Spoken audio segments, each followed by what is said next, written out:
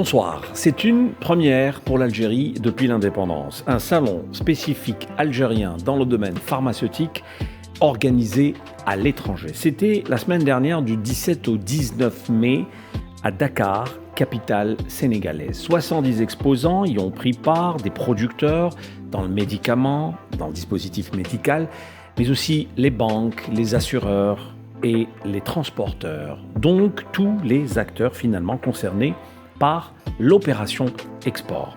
Franc succès de l'avis même de Lotfi Ben Bahmed, le ministre de l'Industrie pharmaceutique, qui a accompagné la délégation algérienne.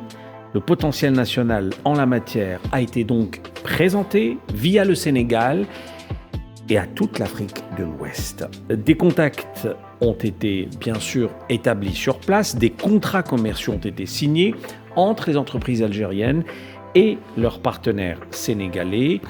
Une première pour l'Algérie, une première pour l'industrie pharmaceutique algérienne. Maintenant que ce salon est réalisé, maintenant que c'est une réalité, comment faciliter les démarches à nos opérateurs qui veulent aller à l'international? Comment faire d'Al Jazair Healthcare un déclic, tout simplement? Comment amener les institutions financières à jouer le jeu?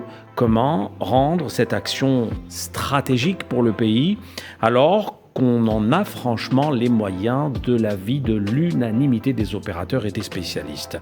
Quelles en sont les prochaines étapes? Nous en parlons avec notre invité du jour.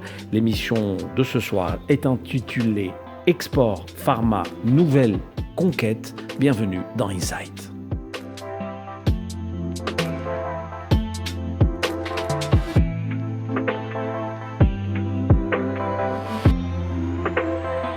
Nous avons le plaisir de recevoir le docteur Nadia Bouabdallah, directrice de la production au ministère de l'Industrie pharmaceutique, également du développement industriel et de la promotion de l'exportation et de la recherche. Docteur Bouabdallah, bonsoir et merci d'être avec nous. Bonsoir. Comme tous les mercredis, notre consultant également, Nourdine Azouz. Mon cher Nourdine, bonsoir. Bonsoir Ahmed. Alors, docteur Bouabdallah, vous venez de rentrer de Dakar, une semaine extraordinaire de la vie de tous les participants. Quelles sont vos premières impressions ?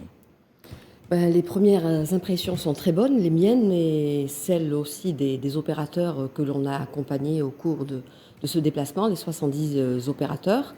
Je rappelle que c'est une première dans le domaine pharmaceutique. C'est un salon qui est entièrement dédié, les sectoriels, dédiés au pharma. Donc nous avons accompagné nos opérateurs qui étaient fabricants de dispositifs médicaux, de médicaments aussi. Il y avait aussi des opérateurs du secteur du parapharmaceutique et un certain nombre d'institutions telles que l'Agence nationale des produits pharmaceutiques, aussi la faculté de pharmacie d'Alger, la Fédération algérienne de pharmacie. Il y avait aussi des représentants du secteur des finances et du secteur des transports. C'est un événement qui a été organisé par Tasdir et MMC, et il a été parrainé par le ministère de l'Industrie pharmaceutique en association avec le ministère du Commerce. Parfait, donc énormément de contrats, une bonne dizaine, 7 commerciaux entre des entreprises algériennes et leurs homologues sénégalaises. C'est aussi quelque chose d'inédit ce qui s'est passé à Dakar. Absolument, c'est quelque chose d'inédit. Il y a eu la signature lors d'une cérémonie de plusieurs contrats de coopération entre des opérateurs algériens et des partenaires sénégalais et aussi appartenant à l'Afrique de l'Ouest. Et justement, il y aura certainement, suite à cet événement, la signature d'autres contrats, parce qu'il y a eu énormément de rencontres B2B qui aboutiront très certainement. Il faut une phase d'échange, parce qu'il y a plusieurs types de partenariats. Certains opérateurs vont revenir à Dakar très prochainement, justement, parce qu'ils ont eu l'occasion de saisir certaines opportunités avec des partenaires sénégalais et autres, aussi bien dans le domaine de la production, distribution, promotion et même dans l'exportation de services. Nourdine Azouz, vous avez suivi cet événement à partir d'Alger, fortement médiatisé, bons échos, on peut le dire clairement. Oui, c'est une première, mais en même temps une première qui devait avoir lieu. Parce que le chemin de Dakar, si je puis dire, et le chemin de l'Afrique de l'Ouest a déjà été ouvert et investi par des opérateurs sous forme d'associations patronales, collectives ou individuelles, Donc nous avons des opérateurs algériens qui connaissent déjà le marché ouest-africain depuis quelques années déjà. Et il fallait qu'aujourd'hui les institutions et le ministère de la production pharmaceutique se mobilisent pour accompagner et leur donner la poussée dont ils avaient besoin aujourd'hui pour d'abord faire connaître davantage leurs produits et aussi se positionner par rapport à une situation qui est, rappelons-le, Ahmed, fortement concurrentielle. Il ne s'agit pas uniquement d'aller participer à un salon, il s'agit de prospecter, de jouer des coudes pour se positionner par rapport à des concurrents qui de toute façon, nous ne ferons pas de cadeaux. Hein. Donc, c'est très, très important. Donc, je répète encore une fois, c'est une première, certes, qui était attendue, prévue et qui devait avoir lieu parce que l'Afrique de l'Ouest, nous avons des opérateurs et des fabricants nationaux qui connaissaient déjà, qui avaient déjà opéré un certain nombre d'opérations auparavant et qui aujourd'hui veulent se positionner davantage et de manière encore un peu plus forte. Autre chose aussi, c'est que ce salon-là, à mon avis, moi, c'est un indicateur de performance. Hein. Le secteur de la pharmacie algérien n'est plus ce qu'il était il y a une dizaine ou une quinzaine d'années. Donc, quand on est performant, il va falloir trouver moyen de se projeter à l'extérieur et de vendre et de proposer le savoir algérien en matière de production de produits pharmaceutiques et de médicaments. Alors, il y a eu les acteurs pharma, on le disait, entre laboratoires, médicaments, dispositifs médicaux. Il y a aussi les assurances, les banques, les transporteurs. On va dire tout l'environnement était présent sur place. Les producteurs locaux avaient à côté d'eux les conseils financiers adéquats pour cette opération export. Et ça, on tient quand même à le souligner, Dr Bouabdallah. Absolument, oui. Il y avait des représentants des assurances, des représentants de la logistique maritime et également des représentants des banques. Elles étaient 3 d'ailleurs. Et ça a permis justement à ces institutions de se rapprocher un peu plus des opérateurs et ça a permis aussi aux opérateurs d'exposer leurs contraintes de prêt et de discuter justement. Les contraintes, elles sont là de toutes les façons, le constat y est. Il va falloir justement prendre un certain nombre de dispositions si on veut permettre justement à ce produit qui est de qualité de rentrer en compétition avec des produits qui sont déjà positionnés sur le marché africain et qui sont extrêmement compétitifs car justement ils n'ont pas ce type de contraintes ni d'ordre financier ni d'ordre logistique. Alors, quel type de partenariat peut-on envisager, imaginer aujourd'hui entre nos opérateurs et ceux de l'Afrique de l'Ouest, hein? On rappelle que le Sénégal n'était qu'un pays hôte, mais c'était toute une région qui était ciblée. Alors, il y a un panel de partenariats qui s'offre à nous.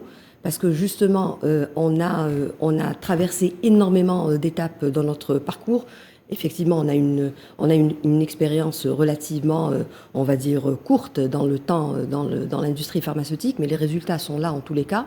Et le panel qu'on pourrait offrir justement au Sénégal, qui lui couvre une très très faible proportion de sa production locale, d'ailleurs sur quelques unités de production et sur de très faibles taux d'intégration, on pourrait leur offrir justement plusieurs types de partenariats, notamment dans un premier temps positionner notre produit fini, donc l'exporter directement pour justement essayer de trouver sa place commercialement parlant. Pour ça, il va falloir assurer tout ce qui est, on va dire, promotion, enregistrement. Donc ce sont des étapes préalables qui sont assez lourdes, qui prennent du temps et qui nécessitent du financement.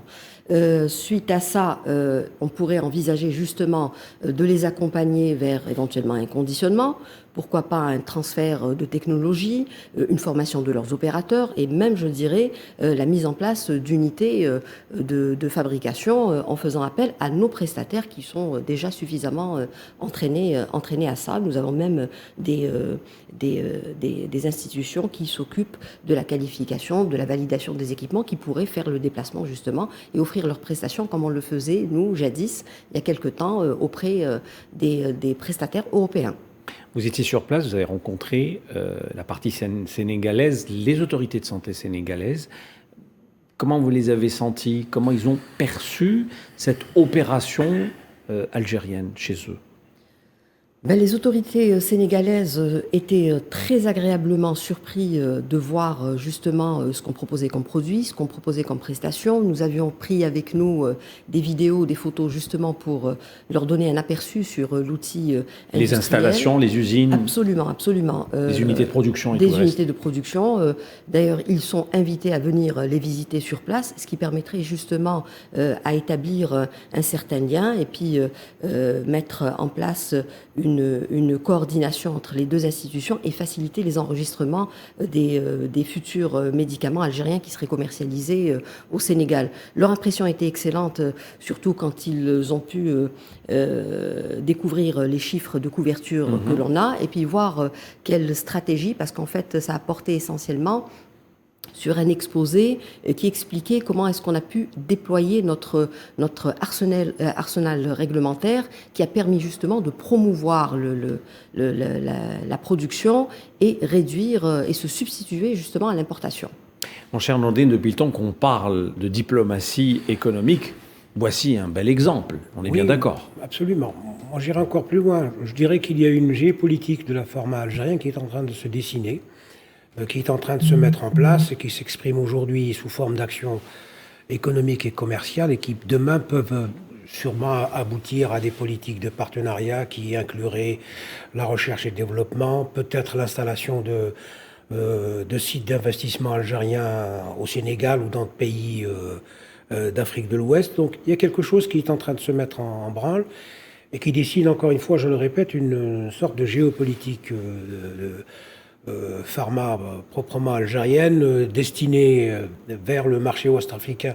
Et comme vous le savez, Ahmed Lahari est une destination qui est quand même discutée et convoitée depuis un certain nombre d'années aujourd'hui. Donc il y a quelque chose qui s'installe. Tout à l'heure, vous avez cité les assureurs et les transporteurs, les transporteurs les et banques. les banques. Ce sont des acteurs qui rejoignent le convoi. Pendant assez longtemps, des opérateurs ont joué seuls et ont opéré seuls dans la difficulté, une difficulté extrême. Parce que nous avons encore une législation qui est encore très contraignante, on en parlera tout à l'heure au cours du débat, et parce que aussi exporter, ce n'est pas un acte facile. C'est quelque chose d'extrêmement difficile avec des engagements qui peuvent parfois mettre en péril la sécurité d'une entreprise, parce qu'on va sur des marchés inconnus, avec des acteurs dont on ne connaît pas le fonctionnement et la réaction, sur des terrains, je le disais tout à l'heure, et Mme Bouabdallah le disait tout à l'heure, qui sont extrêmement concurrentiels et compétitifs. Donc ce n'est pas le Graal pour pouvoir exporter comme ça. Donc il y a le nouveau aujourd'hui, c'est pour ça que j'ai parlé de géopolitique, c'est quelque chose qui se met en place à un niveau gouvernemental et ministériel, et de façon très performante, parce qu'on est passé... Madame Bouabdallah a parlé de nos besoins aujourd'hui qui sont couverts, parce qu'on est passé pratiquement en 2019 de 2,1 milliards, alors qu'aujourd'hui on est à plus de 1 milliard, on est 3,1 milliards de dollars. C'est quand même une performance très importante et qui intéresse au plus haut point nos voisins et nos partenaires éventuels. En gros, ce que je peux dire aujourd'hui, peut-être le terme paraît un petit peu aujourd'hui obsolète, mais je pense qu'il est d'actualité. Il y a quelque chose qui se dessine et qui s'apparenterait à une politique sud-sud. Et le cœur de cette politique aujourd'hui, on peut le dire sans honte ni exagération, l'Algérie est au cœur de cette politique via son ministère de la production pharmaceutique et via aussi des opérateurs qui en veulent et qui vont chercher des parts de marché, qui vont faire connaître à des opérateurs qui ne connaissaient pas, pourtant ce sont nos voisins, pour leur dire que nous pouvons travailler avec vous, nous pouvons vous proposer des produits de qualité, des familles thérapeutiques de qualité à des prix que vous n'aurez pas, parce qu'il faut parler de ça aussi, parce qu'on est dans une logique de marché, et que demain, puisque aussi, vous êtes en quête de souveraineté industrielle et de sécurité sanitaire, rappelez-vous le choc pandémique, c'est d'actualité. On est en situation aujourd'hui, en faisant jouer la relation sud-sud, aboutir à une coopération win-win, gagnant-gagnant entre les pays de la région ou de la sous-région. Docteur Bouabdallah, d'ailleurs, le modèle algérien en matière de ministère complètement et entièrement dédié à l'industrie pharmaceutique étonne pas mal de pays africains. Ils nous regardent avec des gros yeux. Ils nous regardent peut-être avec des gros yeux, mais il faut dire que les résultats sont là.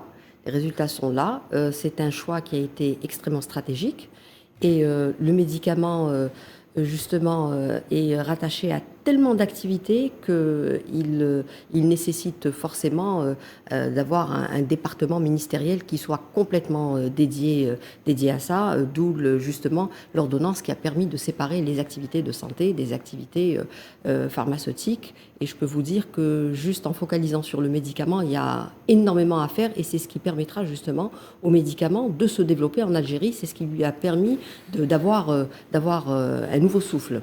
Alors, c'est une conquête à l'international, Sur on ce disait point, au début. Oui, mon cher Nordin. Le ministère de la Production pharmaceutique et le ministre, il ne faut pas avoir peur de le dire, joue très bien son travail de VRP aujourd'hui, hein, pour faire connaître le produit algérien dans des marchés qui nous sont éligibles. Et ce travail de VRP est en train de se concrétiser parce qu'en amont, il y a eu un travail qui a été fait. La création, par exemple, de l'agence pharma dédiée à l'export, la mise en place d'un certain nombre d'organismes et de structures qui permettent aujourd'hui de créer et de susciter cet appétit qu'on voit aujourd'hui auprès de nos opérateurs vis-à-vis des marchés extérieurs. Ça, c'est très, très, très important. Et je pense que tout à l'heure, on en parlait hors antenne. Je pense que ce salon-là va susciter, va motiver encore. D'autres secteurs d'activité. Absolument. Et nous allons voir que dans quelques semaines, il y aura des opérateurs qui iront par eux-mêmes créer des liens d'affaires avec leurs homologues sénégalais et demain avec d'autres partenaires des pays ouest-africains. Parfait. Le pharma aurait été donc finalement le déclic. Docteur Bouabdallah, je le disais à l'instant, une conquête à l'international, mais aussi un salon qui a permis aux acteurs de se retrouver entre eux, parce que se retrouver pendant une semaine à l'étranger, H24 j'ai envie de dire, ça change des salons ordinaires, ça change des manifestations qu'on voit tous les jours un peu partout en Algérie. Ça fait du bien finalement de parler complètement pharma entre producteurs locaux, multinationaux, il y a eu aussi quelques-unes. Oui. C'est aussi un retour d'expérience intéressant à raconter. Absolument. Oui, c'était, on va dire, assez particulier et extrêmement positif. Ça a permis justement aux opérateurs qui se connaissaient déjà, mais d'échanger davantage. Ça nous a permis à nous, en tant qu'autorité, de se rapprocher beaucoup plus de ces opérateurs. Les discussions étaient effectivement professionnelles. On a pu parler justement de tout et de rien, et surtout des obstacles qu'ils rencontraient, pas uniquement au niveau de l'export, mais effectivement c'est une expérience qui resserre les liens des opérateurs, et tous ensemble, je pense que le défi leur a paru très accessible. Vous-même, en tant que directrice de la production, vous avez appris à les connaître autrement. Vous faites un petit sourire, mais... Oui, effectivement. Oui, je confirme. Mais bon, moi, je les connaissais déjà parce que je les reçois assez souvent dans le cadre de la production, mais ça m'a permis... Une semaine, tout de même. Mais une semaine, exactement. Une semaine qui est passée extrêmement vite. Extrêmement vite. C'était un programme qui était extrêmement chargé, que ce soit en exposition, présentation, la visite de tous les stands, les déplacements qu'on a fait. Les installations, sur place. Les installations. Beaucoup d'opérateurs ont visité justement les fabricants qui pouvaient justement potentiellement héberger des fabrications. Les plateformes qui existaient sur place. Les aussi. Distributeurs. On a beaucoup discuté avec les centrales d'achat, l'association aussi des centrales d'achat. On a eu énormément d'échanges. On est revenu avec, on va dire, énormément de coordonnées. D'ailleurs, il y a énormément d'échanges de mails depuis notre retour, pas uniquement du Sénégal, mais Bénin, Congo, Côte d'Ivoire, ils n'arrêtent pas de nous envoyer des mails. On a un événement qui est prochain, qui va être organisé ayant pour thème la production, auquel ils seront conviés, et justement on profitera de cette occasion pour les mettre en immersion dans la production pharma algérienne. Alors, je vais en finir bientôt. Sur ce point, parce que c'est important. Oui, les opérateurs du secteur se connaissent parce que C'est un département qui est déjà bien organisé sur le plan associatif. Vous avez des associations qui sont extrêmement actives et qui savent défendre leurs intérêts depuis très très longtemps. On peut citer l'UNOP, comme on peut citer... C'est aussi un secteur qui est bien encadré puisque... On recevait Abdelwahed Kérard. C'est un secteur qui est bien encadré parce qu'il est chapeauté par un ministère aujourd'hui qu'on connaît, qui est représenté aujourd'hui par madame ici présente sur le plateau. Ce qui est important et nouveau, c'est l'esprit de conquête. Vous ne pouvez pas savoir, parce que j'ai assisté à des salons internationaux étrangers, vous ne pouvez pas savoir le sentiment qu'ont des opérateurs quand ils sont en collectif, ensemble, voilà, sur un terrain extérieur et sur un marché étranger. Et quand ils ont le sentiment d'être accompagnés et soutenus par une institution comme le ministère, et pas seulement, parce que là aussi il y a les AE, il y a... c'est l'État qui les accompagne, voilà, il y a le commerce, etc. Donc ça renforce un petit peu cet esprit de conquête et ça donne des appétits à ceux qui sont capables aujourd'hui d'aller encore plus loin dans leur performance et de se projeter sur des marchés étrangers. Un tout petit détail avant d'en finir avec le bilan, parce qu'il faut passer à autre chose, on ne va pas rester applaudir éternellement. D'autres destinations africaines, moyen-orientales, très prochainement ? Justement, là, nous avons bien sûr un déplacement imminent. Donc, il y a une réunion de débriefing qui était prévue avec l'ensemble des opérateurs et l'ensemble des institutions qui étaient présentes. On devait discuter justement du déroulement et qu'est-ce qui a marché, qu'est-ce qui a moins marché, et essayer d'établir une prochaine feuille de route et profiter justement de cette séance de débriefing pour soumettre aux opérateurs le choix de notre prochaine destination.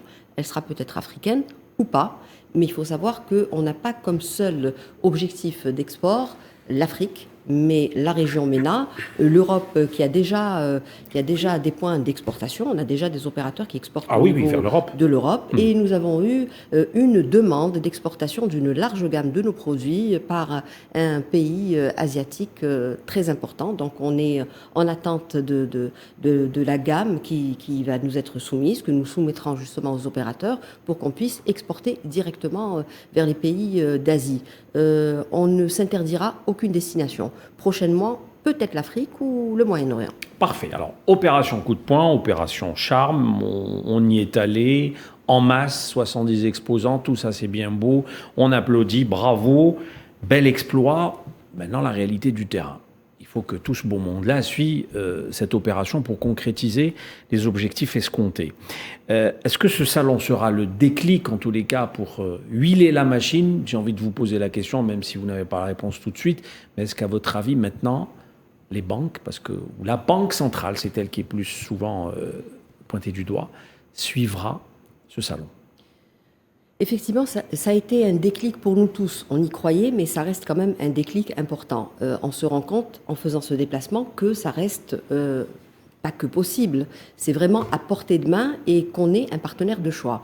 Ça a été aussi un déclic pour les Sénégalais qui ont découvert le produit pharmaceutique algérien. À côté de ça, effectivement, il va falloir que l'accompagnement soit au rendez-vous. Les banques, il va falloir qu'il y ait un changement de la réglementation à ce niveau-là, parce qu'effectivement, on l'a constaté juste pendant ce déplacement, sans vouloir faire de l'exportation, qu'il y a des contraintes bancaires qui sont paralysantes. Je citerai comme exemple tout ce qui est lié au paiement de la promotion. La promotion, c'est une étape qui est incontournable pour positionner un produit sur le marché du pharma. L'enregistrement, les frais d'enregistrement, les frais de prospection. Il y a un tas de frais que l'opérateur n'est pas en mesure de payer parce qu'il n'a pas la possibilité justement de le faire. Il n'y a pas de représentation bancaire. Au niveau des pays. On va expliquer aux téléspectateurs, un laboratoire algérien a besoin de quelqu'un de la nationalité du pays où il veut exporter pour tout simplement le représenter. Absolument. Pour qu'il fasse connaître le produit. Absolument. Eh bien, on ne peut pas le payer, ce monsieur ou cette dame. Alors, avant de le faire connaître, il faut déjà prospecter le marché. Il faudrait qu'il puisse disposer de fonds pour pouvoir justement prospecter le marché convenablement. Une fois qu'il a prospecté le marché, il va falloir justement qu'il procède à l'enregistrement d'une gamme qu'il aura ciblée. Pour ça, c'est aussi des frais, notamment ceux de l'enregistrement. Mais par la suite, une fois que le produit est enregistré, il va falloir assurer la promotion d'un produit qui sera... il faudra faire une espèce de forcing de prescription sur des produits qui sont déjà prescrits par des opérateurs africains qui sont déjà installés là-bas depuis longtemps, donc il va falloir leur arracher ces parts de marché et les prendre. Mais pour ça, il faut de la promotion et ça coûte de l'argent. Nordine Azouz, quelques petites indiscrétions sur la loi monnaie-crédit. Oui, mais avant l'indiscrétion, je vais revenir un petit peu sur la diversification des destinations pour nos opérateurs. C'est très important. C'est vrai que dans la vocation et dans la logique d'un opérateur, c'est de diversifier ses destinations. Mais il faut rappeler que l'Afrique reste un horizon stratégique pour nous, pour diverses raisons. La proximité, la similarité de la langue de travail, parfois ce sont des modèles de consommation qui se rapprochent. Plus ou moins similaires, voilà. Voilà, donc tout ça encourage l'opérateur à cibler davantage les destinations africaines plutôt que d'autres. Et puis, on est à un autre niveau aussi. Madame Bouabdallah en a parlé tout à l'heure, on n'est pas uniquement dans le purement commercial et économique. Il faut rappeler que l'Algérie est en train de militer pour la création de l'Agence africaine du médicament. C'est très très important ça. Et on espère que le siège de cette future agence sera abrité à Alger. Voilà. Donc, pour l'indication. L'indiscrétion. Ça peut être un scoop aussi. Oui, si vous en avez, c'est pas de refus. Parce que depuis 2 ou 3 jours, on est en train de discuter en haut lieu du nouveau projet ou de l'avant-projet de la loi sur la monnaie et le crédit. Et il est dit, murmuré, voire informé que parmi les dispositions les plus importantes, c'est d'autoriser enfin nos opérateurs qui sont à l'international de pouvoir accéder à des crédits et d'utiliser leur devise, si je puis me permettre, pour pouvoir financer leurs activités à l'extérieur. À l'international. Voilà, ce qui n'était pas quelque chose de loisir. Faisable, mais un peu compliqué, voilà. Parfois, c'est très compliqué. Oui, parfois pour ceux qui ne connaissaient pas bien la législation, ça pouvait même leur susciter des ennuis de justice. Il faut appeler un chat et dire la vérité. Donc, il y a aujourd'hui un travail qui est fait sur l'avant-projet, sur la loi sur la monnaie et le crédit. Et donc, je pense que dans le pack de réformes qui est annoncé, je pense que ça va aller dans le bon sens et ça va permettre à ces opérateurs aujourd'hui de pouvoir travailler de manière un peu plus aisée à l'international. Alors, pour ce qui est du dispositif réglementaire mis en place par le ministère de l'Industrie pharmaceutique, Dr Bouabdallah, pour justement promouvoir l'export, juste une précision avant de donner la parole, c'est très important. Les idées vous reviennent. Être autorisés. Vous êtes très inspiré, Nordine, ce soir. Non, parce que la question est très importante. Ils vont pouvoir être autorisés à transférer leurs capitaux à l'étranger pour pouvoir financer leurs activités et accompagner leurs investissements, ce qui n'était pas le cas jusqu'à un passé récent. Absolument. Alors, le dispositif réglementaire, Dr Bouabdallah. Oui, il y a un dispositif réglementaire qui a été mis en place justement sur les premiers textes déjà. Alors, il faut savoir que l'activité d'exportation de produits pharmaceutiques et de dispositifs médicaux est déjà reconnue. C'est déjà une chose.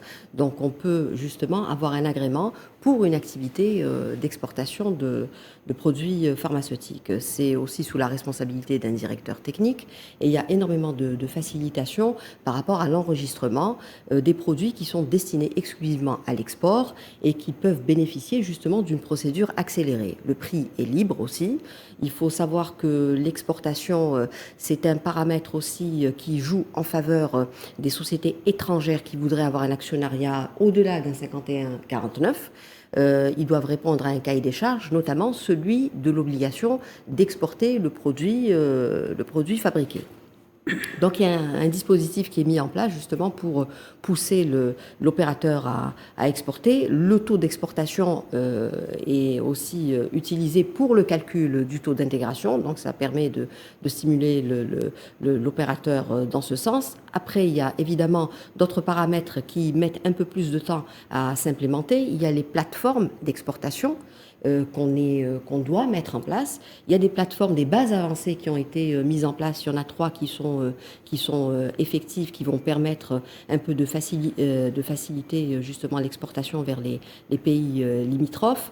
Voilà, il y a un partenariat qui a été signé justement, il est assez inédit celui-là, entre un distributeur algérien et une plateforme internationale qui permet justement de distribuer le produit algérien sur 15 pays de l'Afrique de l'Ouest. Carrément. Carrément. Alors, paiement de la promotion médicale, on en parlait, primordial pour un laboratoire, qui est bien sûr dans le secteur pharma, paiement sans passer par l'autorisation de transfert de fonds, vous en parliez également tout à l'heure, Nordine Azouz.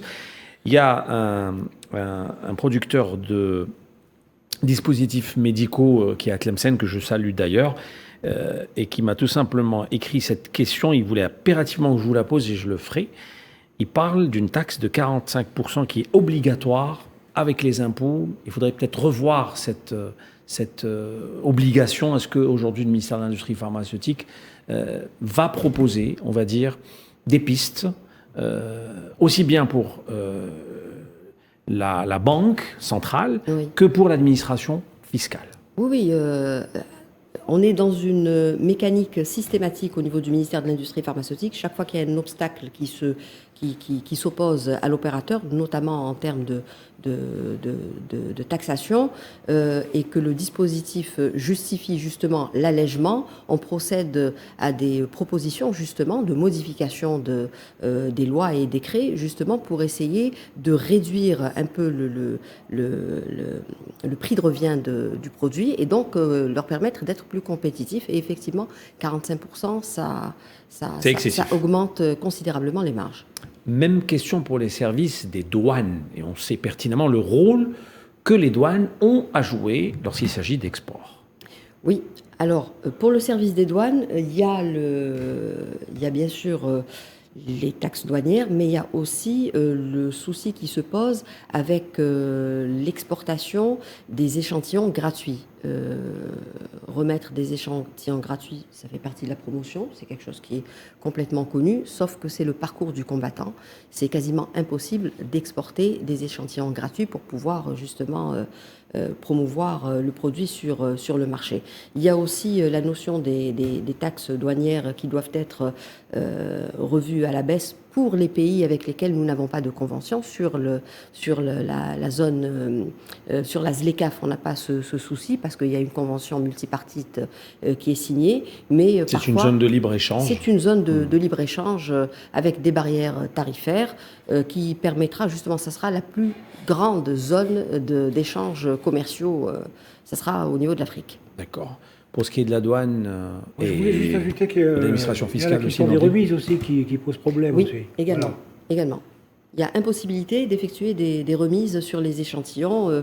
La remise peut être justifiée par plusieurs raisons, ne serait-ce que l'endommagement, on va dire, sans porter atteinte à la qualité du produit. L'endommagement du packaging peut justement justifier d'une remise. C'est impossible.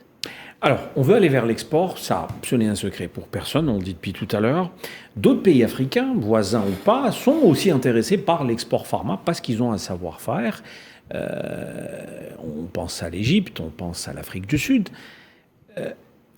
On n'a pas à se comparer à eux.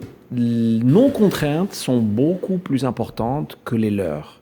Et si on continue de cette manière, on ne pourra pas vraiment être concurrentiel. Est-ce que, et je vous pose la question, Dr Bouabdallah, aujourd'hui, au plus haut sommet de l'État, on est conscient qu'avec ce genre de contraintes, on n'ira pas loin.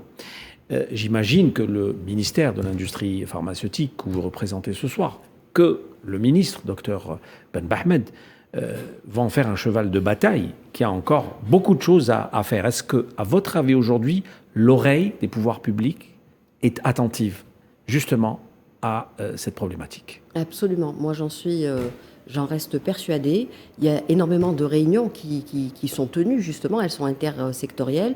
Les secteurs sont interpellés et le changement se fera au niveau de la réglementation. Sans un changement au niveau de la réglementation, il n'y aura aucun impact sur les obstacles qui s'opposent justement à... En fait, ça ne tient à rien. Le problème principal que pourrait rencontrer un opérateur d'un autre pays pour exporter son produit serait la qualité de son produit. Absolument. Sauf que nous, on n'a pas ce problème. Le problème se situe ailleurs et il est beaucoup plus facile à gérer. Il paraît que même nos produits sont très appréciés. Absolument. Dans beaucoup de pays. Très, très appréciés. On a des retours extrêmement positifs d'opérateurs qui ont réussi à positionner leurs produits, difficilement, mais qui ont réussi à le faire. Nordine ? En Afrique du Nord, on est les plus performants. Hein. C'est très important à rappeler. Nous avons de loin le marché le plus dynamique et le plus inventif, le plus innovateur. Alors, nous dépassons largement Tunisie-Maroc réunis. Absolument. Vous avez cité l'Égypte et l'Afrique du Sud. Ce sont des pays qui sont sur d'expériences d'ouverture et de développement qui sont en place depuis très très longtemps. Nous sommes arrivés après eux. Et ce que nous voyons comme résultat est quand même extrêmement encourageant. Il reste que, en plus du soutien institutionnel et politique à cet effort qui est fourni par nos opérateurs, il va falloir s'attaquer à un certain nombre d'autres faiblesses aujourd'hui, comme par exemple d'avoir un peu trop de familles thérapeutiques qui sont fabriquées par tout le monde. Ça, c'est un problème. Il va falloir travailler à la diversification des aires thérapeutiques. Des familles thérapeutiques qui sont produites chez nous. Continuer à s'intéresser, à se mobiliser, à investir de l'argent pour la recherche et le développement, parce que c'est ça qui va permettre à nos opérateurs de s'installer et de se maintenir sur les marchés, d'abord locaux et puis les marchés extérieurs. D'accord. Alors, question pratique, docteur Bouabdallah, et je vous la pose. Aujourd'hui, un producteur de médicaments ou de dispositifs médicaux qui est en Algérie et qui veut aller à l'export, est-ce qu'il a l'obligation de d'abord satisfaire le marché national pour aller à l'export, ou il peut carrément choisir cette option sans forcément vouloir satisfaire le besoin national? C'est une question qu'on se pose souvent. Il n'a aucune obligation à satisfaire le besoin du marché national. On est sur un pourcentage de couverture qui est très honorable, 70%. Surtout s'il y a beaucoup de concurrents, on est d'accord. Il y a beaucoup, surtout s'il y a beaucoup de concurrents. Il peut même se dédier à l'exportation exclusivement et choisir... Rien ne l'interdit. Rien ne l'interdit, et même se consacrer uniquement à des thérapeutiques qui soient d'usage dans les pays africains et non pas utilisées ici. C'est vraiment la liberté de l'investissement, et notamment pour l'export. C'est une promotion totale. Je vous disais tout à l'heure justement qu'il y a une décision d'enregistrement pour les produits destinés exclusivement à l'exportation. Et d'ailleurs, elle bénéficie d'une procédure accélérée pour justement essayer de mettre en place rapidement le produit sur le marché. Et il en existe actuellement, vous en rencontrez? Il y a des opérateurs qui viennent chez vous en vous disant « je veux attaquer l'export direct ». Ah mais... sans pour autant avoir ce souci-là d'être leader dans le marché national. Absolument, voilà. Absolument. Le souci qui se posait, c'était plus le prix. C'était plus le prix. Ils avaient le gros problème d'essayer de concurrencer justement les opérateurs, les étrangers qui sont au niveau de l'Afrique, la Chine, la Turquie. Ils sont très compétitifs sur les prix. Mais oui, il y a des demandes de décision d'enregistrement pour l'export qui se font régulièrement, des certificats, des CPP qui sont demandés régulièrement. Au niveau de ma direction, j'ai énormément de demandes de certification de bonnes pratiques de fabrication. Maintenant, on va pouvoir leur remettre justement des certificats de bonne pratique de fabrication qui sont présentés avec le fond et la forme adéquate. Tout le dispositif est mis en place pour essayer de faire en sorte à ce qu'ils puissent choisir leurs produits selon les besoins du marché africain. Nordine ? De toute façon, moi je pense que la maîtrise du marché local est un passage obligé. La logique entrepreneuriale veut que vous connaissez d'abord et maîtrisez vos terres avant de s'intéresser à celles des autres. Et pour avoir observé depuis un certain nombre d'années le fonctionnement de nos opérateurs, ceux qui se sont installés et qui sont présents aujourd'hui de manière permanente ou sporadique sur les marchés extérieurs, ce sont des gens d'abord qui ont fait leurs preuves sur le marché local, par des investissements massifs, par le développement de process modernes, avant d'aller se projeter à l'extérieur. Moi, je pense la logique entrepreneuriale, c'est de commencer par ce qu'on sait et ce qu'on maîtrise d'abord avant d'aller vers d'autres marchés.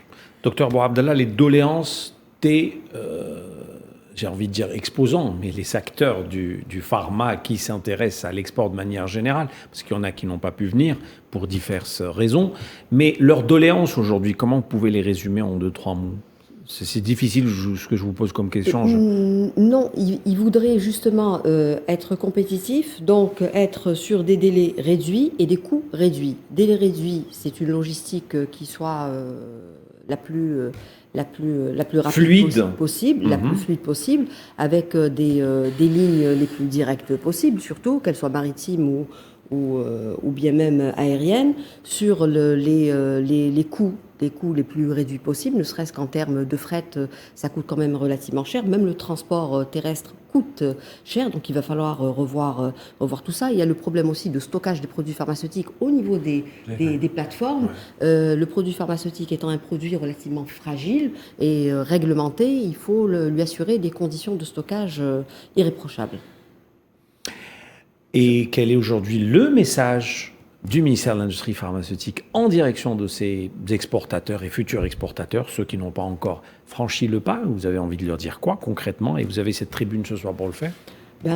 Message, je n'ai pas de message particulier. Je pense que mon message à moi, il est en tous les cas le mien, de celui du secteur que je représente.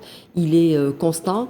On est là pour les supporter pour l'exportation, comme on l'a fait pour la production. Les chiffres qui ont été atteints pour la production le seront très certainement pour l'exportation. On reste sur une dynamique évolutive. Nordine? Oui. Ce que je voulais ajouter à propos de l'export, c'est qu'il y a une réflexion au sein de l'UNOP sur la mutualisation des efforts. C'est-à-dire, tout le monde n'est pas obligé de se présenter et d'être présent sur les marchés. Hein. Vous avez des gens qui sont déjà présents et qui peuvent se charger, par exemple, d'aider ou de faire exporter les produits des autres opérateurs qui sont chez nous en Algérie. Donc, c'est quelque chose quand même qui est assez encourageant et qui pourrait demain déboucher sur une véritable mise en place d'une force de projection de nos produits à l'extérieur. Et vous pensez que d'autres acteurs maintenant seront ou seraient intéressés davantage par des expériences telles que celle-ci, qui justement constitueraient le déclic dont a tant besoin l'Algérie, le secteur pharmaceutique? En parlant des opérateurs pharma, les opérateurs pharma, à peine on est rentré qu'on a été assaillis par ceux qui n'étaient pas venus pour savoir quelle était la prochaine destination. Donc je pense que... Il y a des petits regrets. Il y a des petits regrets. Je pense qu'il y en a qui ont eu quand même des doutes. Notre départ comme ça vers l'inconnu, ils ont dû douter. Ils ont eu des retours de façon anonyme, positive.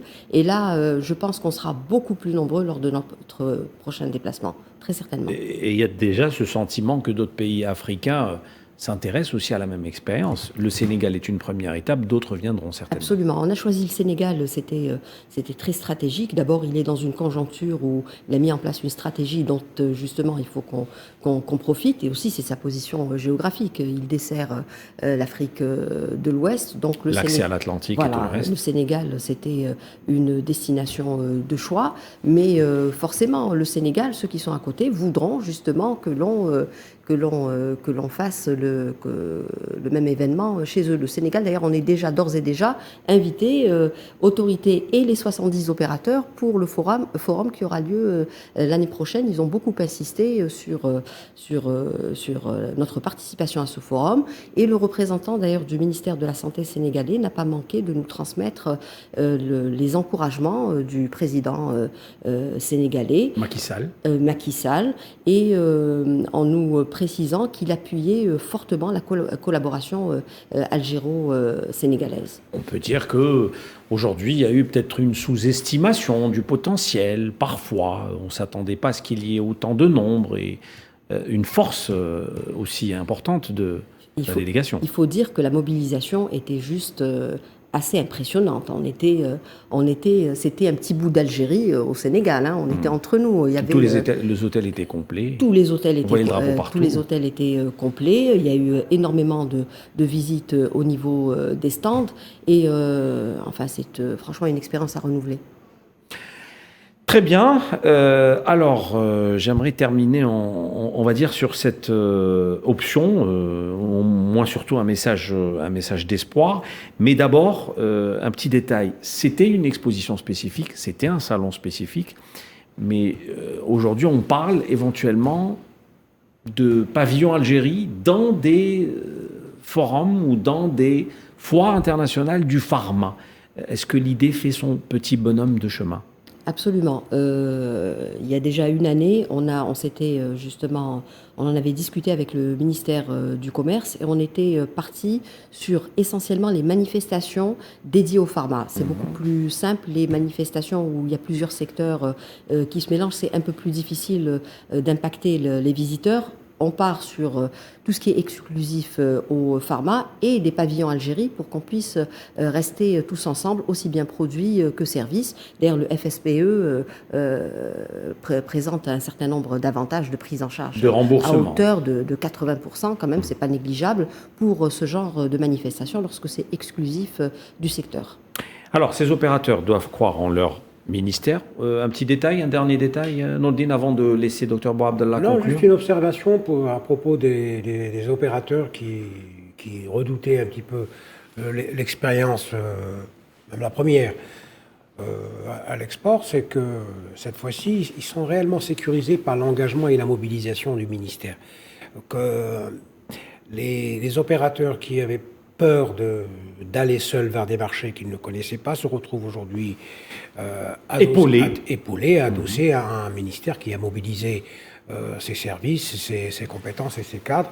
Et ça ajoute à la motivation dont on parlait tout à l'heure, et ça encourage ceux qui hésitaient ou qui considéraient que c'était une aventure que d'aller vers ces marchés-là. Aujourd'hui, considèrent que c'est quelque chose qui est jouable, passez-moi l'expression, et qui peut demain déboucher sur la création de liens d'affaires importants. La toute dernière question, je vous laisse conclure là-dessus, docteur Nadia Bouabdallah. Ces opérateurs, donc, doivent croire en leur ministère, en leur banque, en leur assurance, en leur douane, en leurs transporteurs. El Jazeera Healthcare a pu, il faut le dire, fédérer, réunir tout ce beau monde. Pouvons-nous parler concrètement d'un nouveau départ du pharma algérien à l'international ? On va peut-être parler de second départ. Le premier a été justement dans l'implémentation d'une nouvelle réglementation stratégique qui a permis justement de donner un souffle à la production nationale, parce que sans le souffle qui a été impacté à la production nationale, je pense que l'exportation, ne serait-ce qu'y croire, n'aurait pas été vraiment possible. Là, je pense que c'est un second départ qui a besoin du support de la production. Il faut que la production soit maintenue, qu'elle continue à évoluer de façon exponentielle pour justement supporter cette exportation. Et l'exportation ne sera plus une option, mais ça sera une obligation, parce qu'on commence à être sur des aires thérapeutiques où on a des fabricants, des molécules sont considérées sur notre marché comme étant matures, donc il sera nécessaire justement et intéressant économiquement parlant de les transférer ailleurs et de passer à notre tour sur d'autres molécules. C'est un deuxième souffle. Après le premier, c'est un second souffle. Il reste 2 minutes. J'aimerais vraiment qu'on donne un aperçu aux téléspectateurs qu'aujourd'hui, le nombre d'unités de production du médicament à l'échelle nationale est quand même assez conséquent. On parle de 175, de 180 unités. On est à 196 établissements de fabrication, produits pharmaceutiques et dispositifs médicaux. Avec presque 200 en tout. Absolument, presque 200, avec on va dire un bond sur l'année 2021 de 30 projets qui ont vu le jour aussi bien en unité complète qu'en extension de ligne. Il faut dire que sur le Covid, on a, malgré les tensions qu'il y a eu dues à la surconsommation, mais je pense que ça a été un phénomène mondial, on a réussi quand même à assurer largement la disponibilité. C'est une performance qui se répercute sur la facture d'importation, puisqu'on est aujourd'hui à moins 800 millions de dollars. C'est quand même quelque chose d'important à signaler. Parfait, merci beaucoup. Docteur Nadia Bouabdallah, je rappelle que vous êtes la directrice de la production, du développement industriel et de la promotion de l'exportation et de la recherche. Oui, ça fait long à chaque fois que je cite votre profil, c'est assez long. Merci beaucoup d'avoir accepté notre invitation. Bien sûr, au ministère de l'Industrie pharmaceutique, tout cela. Je n'ai pas précisé. Merci à vous. Mon cher Nordine, merci, très inspiré par la thématique de ce soir. Vous adorez le pharma, on l'a bien compris. À toi, Ahmed, et merci à notre invité, Madame Bouabdallah. Merci à vous également. Merci à vous. Excellente suite des programmes sur Al 24 News. À mercredi prochain. Bonsoir.